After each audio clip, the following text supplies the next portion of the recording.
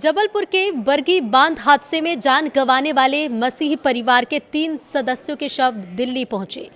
मां मैरिना और उनके 4 साल के बेटे त्रिशान को द्वारका के ईसाई कब्रिस्तान में एक ही कब्र में दफनाया गया।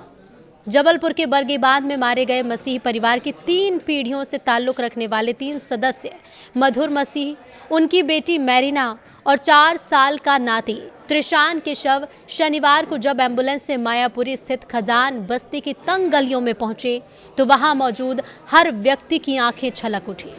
हादसे की सबसे मर्मस्पर्शी और रूह कपा देने वाली तस्वीर वो थी जिसमें डूबते वक्त भी मां मैरिना ने अपने 4 साल के बेटे त्रिशान को अपनी छाती से कसकर चिपका रखा था। लहरों के थपेड़े और मौत का खौफ भी ममता की उस पकड़ को कमजोर नहीं कर सका। इस दृश्य ने वहां मौजूद हर शख्स को, या कह लीजिए कि देश के हर व्यक्ति का कलेजा चीर दिया। अंत में परिवार ने तय किया कि जिस ममता ने मौत के समय साथ नहीं छोड़ा, उसे विदाई भी साथ ही दी जाए। द्वारका स्थित ईसाई कब्रिस्तान में मां और बेटे को एक ही कब्र में दफनाया गया ताकि अनंत यात्रा में भी बेटा अपनी मां की गोद में सुरक्षित रहे। इस हादसे में जीवित बचे परिवार के मुखिया जूलियस मसीह, दामाद प्रदीप और मासूम प्रदीप की बेटी सिया की स्थिति शब्दहीन हो चुकी है। अपनी आंखों के सामने अपनों को डूबते देखने का सदमा इतना गहरा कि वो किसी से बात करने की स्थिति में भी नहीं है। जब लोगों ने उन्हें सांत्वना देने की कोशिश की तो उन्होंने हाथ जोड़कर सिर्फ यही कहा कि हमें शोक मनाने दीजिए, हम बाद में बात करेंगे। द्वारका स्थित ईसाई कब्रिस्तान में पादरी द्वारा की गई प्रार्थना और धार्मिक रीति रिवाज के बीच जब परिजनों ने कांपते हाथों से ताबूतों पर मिट्टी डाली तो पूरा कब्रिस्तान सिसकियों से गूंज उठा। हर जुबान पर बस एक ही दुआ थी कि ईश्वर ऐसा वज्रपात किसी दुश्मन पर भी ना करे। बरगी बांध के जलाशय में हुए दर्दनाक हादसे के बाद मां बेटे की जो फोटो सोशल मीडिया पर चर्चा का विषय बनी है, ये महज एक तस्वीर नहीं है, बल्कि ये उस मां की ममता की गवाही है जो मौत के सामने भी सीना तान कर खड़ी रही। देश भर में वायरल फोटो में मां अपने कलेजे के टुकड़े को लाइफ जैकेट के भीतर सीने से सटाई नजर आ रही है।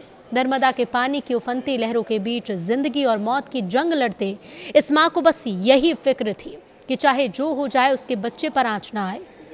लेकिन मां बेटे का शव नदी से बाहर आने के बाद उसकी सबसे पहली तस्वीर खींचने वाली भी एक मां ही थी। बरगी क्रूज हादसे की सबसे मार्मिक तस्वीर को ड्यूटी के उद्देश्य से खींचने वाली और रेस्क्यू में शामिल सब इंस्पेक्टर सरिता पटेल अपने आंसू रोक नहीं पाई। ये दृश्य देखने के बाद उस रात उनके गले से खाना तक नहीं उतरा। उन्होंने कहा, बरगी बांध चौकी प्रभारी सरिता पटेल ने बताया कि फोटो क्लिक करना उनकी ड्यूटी का हिस्सा था। जैसे ही मां बेटे को साथ में देखा वो उस वक्त अपने आप को संभाल नहीं पाई, हाथ कांपने लगे, उनके आंसू आ गए। उन्होंने कहा कि मेरा भी 6 साल का बेटा है। जब नदी से निकली मां बेटे की बॉडी को लेकर एम्बुलेंस की ओर भाग रही थी तब तक एक मां के तौर पर वो टूट चुकी थी।